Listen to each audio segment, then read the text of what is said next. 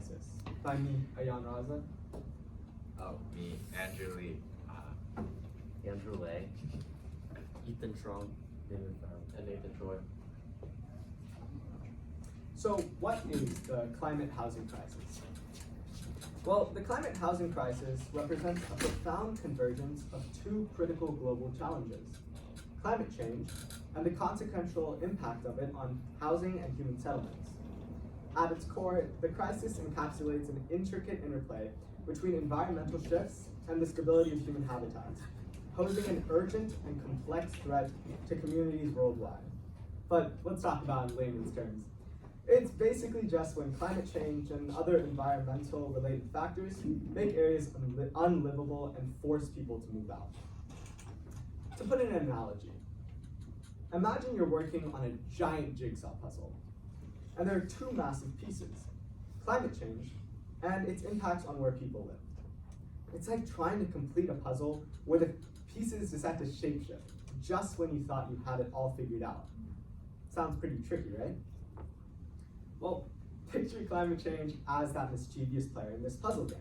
It messes with the unusual weather patterns, making it as unpredictable as your friend who always changes the rules. This makes it super challenging for people to have stable and secure homes in areas that are most affected. Now, we can think of the puzzle pieces as environmental shifts, changes in temperature, weather, and sea levels. These shifts can disrupt the cozy spots that people call home, creating a bit of a housing roller coaster for communities worldwide. It's about how these changes can seriously mess up people's homes or even wipe out their houses completely. So why is this climate housing puzzle such a big deal? Well, it's like trying to put together this picture while the pieces are playing musical chairs. It's urgent because this puzzle is happening right now. And it's complex because it involves a bunch of different elements all mixing and mingling.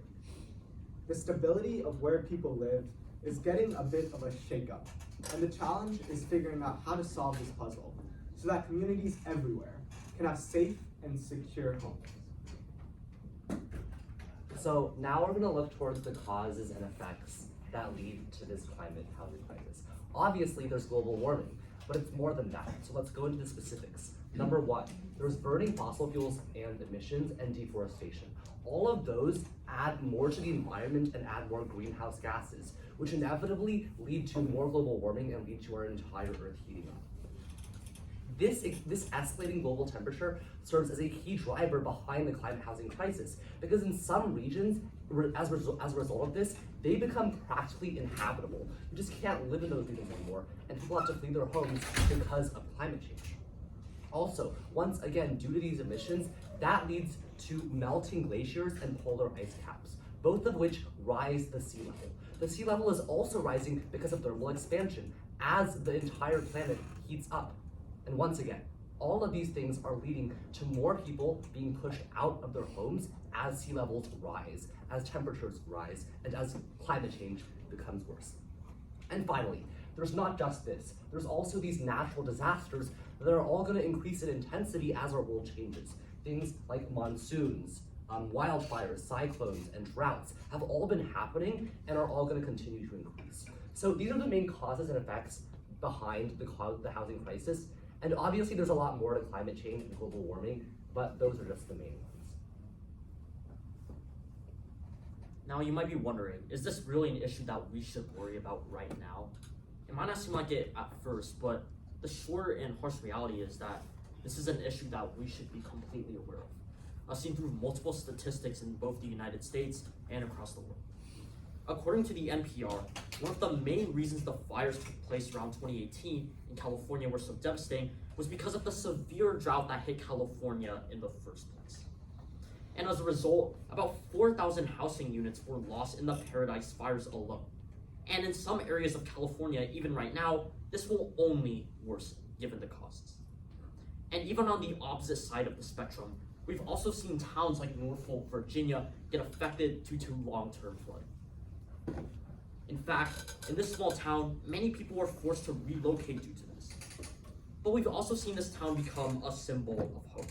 because after the town spent over $100 million on federal funding, they were also able to make a park that would absorb most of the stormwater, as well as fix the severely outdated stormwater infrastructure they have. But unfortunately, these cases like those are one of the few isolated attempts at attempting to fix the climate housing crisis. And we've also seen severe mental health consequences for those who are displaced from their homes as well. As the Commonwealth Fund reports, that 25 to 30% of those displaced have a severe mental illness, whether it be due to depression or even suicidal thoughts. And in addition to that, those who are displaced also are under poorly controlled chronic conditions that make them particularly vulnerable to the deleterious effects of climate change. So we can see here that action is necessary to combat the housing crisis from climate change.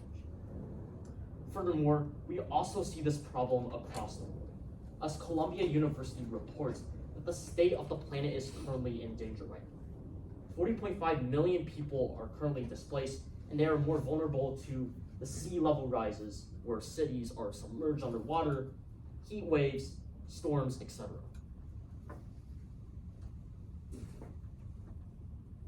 Okay, so where is it the worst? Because obviously it's not the same anywhere. I doubt any of us in the Bay Area have ever dealt with a hurricane or had to tread water for 3 days. So basically, first we see coastal areas. Those are the parts that are most affected by climate change. I mean, obviously, if you live next to the ocean, if it suddenly decides to attack you, you're gonna be the one in the direct line of fire. Especially, we can see in Bangladesh, where monsoons, especially in monsoon seasons over there, have buried entire neighborhoods under floods. We see that in coastal areas they're most affected by these, especially natural disasters such as tsunamis, floods, and hurricanes. But not only that, but island nations, obviously separated by their location literally in the middle of the ocean, are most affected by these increased severity natural disasters. Islands such as the Solomon Islands and Fiji and all these other tiny island nations home to thousands of people are being constantly battered by hundreds of hurricanes, of floods, of tsunamis, all of which destroy thousands of homes every year. And all of which often see very little news coverage because they're just tiny island nations that are not noticed or known by the larger international community. Something that must be remedied if we want to save hundreds of lives a year. And additionally, in the US, we may think that in our first world country, we're not affected by climate change, but that is far from the truth. We can see in examples of Tangier Island, Virginia, which NPR notes was affected terribly by tons of natural disasters just in the past few years. In several places in the US, while we may think we are unaffected by natural disasters, still experience millions of dollars of destruction every year due to natural disasters. Further, in sub-Saharan Africa, in third world countries such as Nigeria and Kenya, they obviously fare much worse because they do not have the infrastructure that we have in our first world countries or in the US. In countries like Nigeria and Kenya, they don't have the infrastructure we have, like storm walls or sufficient emergency responses to deal with things like wildfires and hurricanes and floods. All of which means that there's thousands of homes being unprotected and unresponded to in these countries simply due to a lack of resources and a lack of infrastructure. Further, similarly, in Southeast Asia and East Asia, all these countries often fare no better with insufficient emergency response systems and insufficient infrastructure to successfully respond to these natural disasters and to offer aid and to offer resources to those affected and displaced. In countries like India, Vietnam, and Taiwan, they are constantly affected and experience millions of dollars of destruction every year due to natural disasters. Especially countries like Taiwan and Vietnam, which sit right on the Pacific coast, are constantly battered by monsoons or tsunamis, which they do not have the resources to respond to. All in all, we see that especially third world countries or countries without sufficient infrastructure or without sufficient resources to respond, to rebuild, or to aid experience the worst of these climate-induced natural disasters. But that does not mean that us in our first world countries do not also bear the brunt of the effects. Now, what can society do to change the climate housing crisis? Generally, there are two levels at which the climate housing crisis can be dealt with: the international level and the local level. To mitigate climate change, there climates are generally changed in small local areas, such as urban cities, or on a global scale. An example of a global climate change is global warming, where every ton of CO2 released into the atmosphere can affect any part of the world at the same amount. There's also there's also climate change created in urban areas and local areas due to growing infrastructure and poor urban planning. Making each of these industries stable, sustainable, would require almost every single country to reduce how much fossil fuels they burn or forests they burn. And on the local level, urban planning needs to improve so that they can withstand large natural disasters and withstand the changes in the housing market itself. For example, in Tokyo, Japan, where earthquakes and tsunamis are very common, because Japan is a first world country, they have the infrastructure to invest billions into huge man-made caves that take in water so that it doesn't damage infrastructure in Tokyo. And that makes a huge return on investment when it comes to damages. However, other countries, such as Indonesia, that we'll be looking at later today, do not have the same infrastructure. And an extreme example of this is Jakarta, Indonesia, where seasonally large parts of millions of people's homes will be submerged underwater. The common theme is that people need to collaborate on a local level and an international level to address people who do not have the infrastructure to protect themselves from large natural disasters. And on the local level especially, it is important to know what your community is affected by and how you can empower yourself, your neighbors, and an entire city. Okay, so what can you do? This goes back to like the entire reason why Bellarmine is a special school that hosts an entire day dedicated to educating y'all about these issues in hopes that you can actually go back to your lives after this lesson and do stuff. So, the climate housing crisis, this is an international problem. Although, sorry to say, certain countries take more blame for the carbon emissions in the air lately. This is an international effort, and each country should help other countries and help their own people as well. So, few things you could do. Generally, you should stay informed about these issues. I know a lot of these issues are recurring, happen seasonally based off of different regions, but this issue gets worse each year as not only the global population keeps increasing, global warming is also keeps increasing, and lately there's been other parts of the world which are actually getting colder.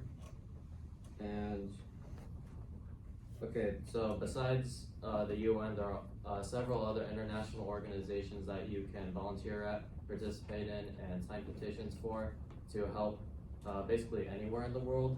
A good way to start is going to change.org. There's literally like hundreds of petitions that you can sign, and these petitions really aren't controversial in any way. This is an issue that everyone agrees that climate housing crisis is bad. So this goes on the more national level. This is mostly directed at any seniors or juniors who will be old enough to vote in November. Stay educated about these issues and make a decision on them, and yeah, put that in the ballot. So for actually reducing climate change, like actually taking action, even if you can't vote or don't think that you have the power to take it up with the higher ups in our government, you could still advocate for policies addressing the root causes of climate change. So you could join campaigns, you could like, you know how last year a few students helped current San Jose Mayor Mahan run for office? Yeah, you could do that with politicians who have a platform campaigning for addressing the climate housing crisis.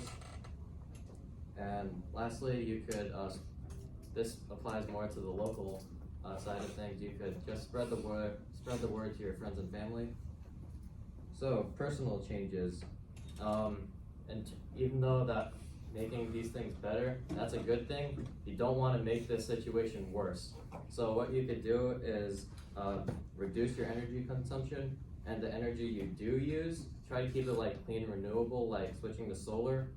Solar is very clean, doesn't produce much pollution. It's definitely renewable. The sun is going to be shining for the next few billion years. And in the long run, this is cheaper. Okay, keep that in mind. And recycling also helps. So I recommend joining the rest of us at Bellarmine Sustainability Club. We're currently in the process of, well, we're almost done with this, making a proposal to Republic, the company that handles Bellarmine's garbage disposal.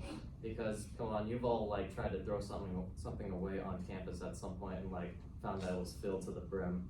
Our proposal, assuming this goes through, will help with that. And yeah, joining together and making a difference in giant groups, that helps. So you could even go like to the next level with Red Cross, Undo, and Greenpeace USA. Those organizations, they work all over the place. Next, where's the mouse? Okay, so diving a little deeper. Really short California history lesson. Our capital was not always Sacramento. In one point, it was in Monterey.